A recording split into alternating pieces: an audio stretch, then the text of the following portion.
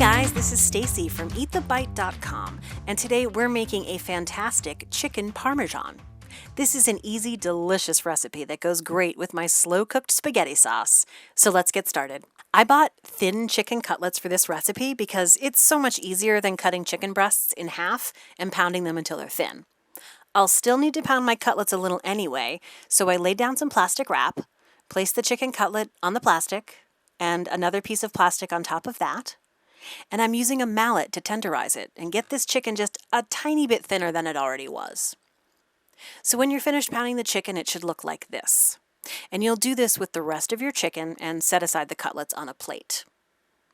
I like a thinner cutlet, and these chicken pieces will start to puff up a little when cooking, so I like to plan for that.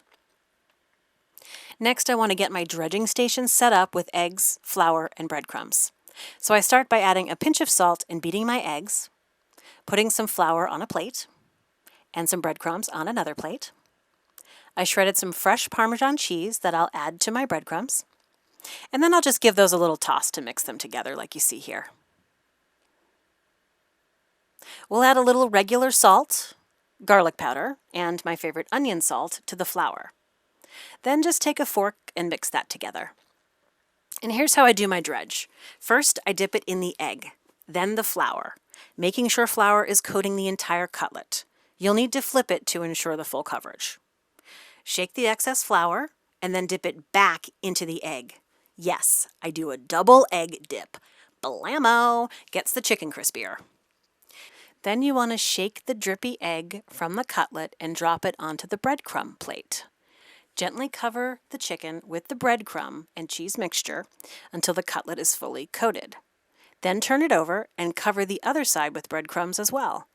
Then just give it a gentle shake before placing it on a sheet pan. Follow the same process for all your cutlets and you're done. You're ready to start frying your cutlets now. I heated some vegetable oil and waited until it was nice and hot before I added the chicken. And since these cutlets are pretty thin, they'll take about 3 to 4 minutes to cook on each side. You'll see they start to get nice and golden around the edges. And in between the two batches, I did pick out the breadcrumbs that sunk to the bottom. I do this because if they stay in the pan, they will likely burn and possibly attach to the next batch of cutlets. So I add a little more oil for the next batch of chicken, and I add my last 3 cutlets to the pan. And look at these crispy golden chicken cutlets. They look so good. So I'll take my chicken and I'll place them on a sheet pan with my other cutlets.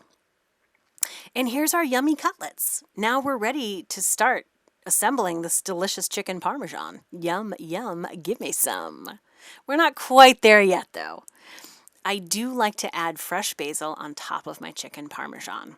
So I'll take some basil leaves and I'll stack them on top of each other. And then I'll roll them up like you see here. Then I'll take my knife and I'll cut them into thin slices so I can garnish my dish.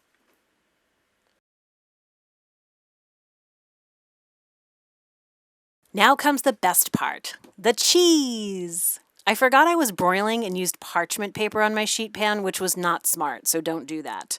But do put lots and lots of cheese, please. Then just broil for a few minutes until the cheese is melted like this. I poured my homemade spaghetti sauce on top, fresh grated Parmesan cheese on top of that, and then that delicious fresh basil. Seriously, this is awesome chicken parm. It's got to be crispy on the outside for me, which is why I don't add sauce on it before I put it in the oven to melt the cheese. And look at these crispy cutlets. It's enough food easily for a family of 4 to 6 with leftovers. Okay guys, you know what time it is. It's time to eat the bite. So here we go. Oh boy, this bite was so delicious. That homemade sauce with the deep, rich flavor, and the chicken itself is so tender and juicy inside. It's just got a perfect crispy outside too. And of course, you can't go wrong adding a little more cheese and a little more sauce as you go. Okay guys, that's all for now. You can find all the printable recipes on my website at www.eatthebite.com. I'll leave a link below for this recipe and for my killer slow-cooked homemade spaghetti sauce recipe. And if you like this video, feel free to subscribe to my YouTube channel. Thanks for watching and see you next time.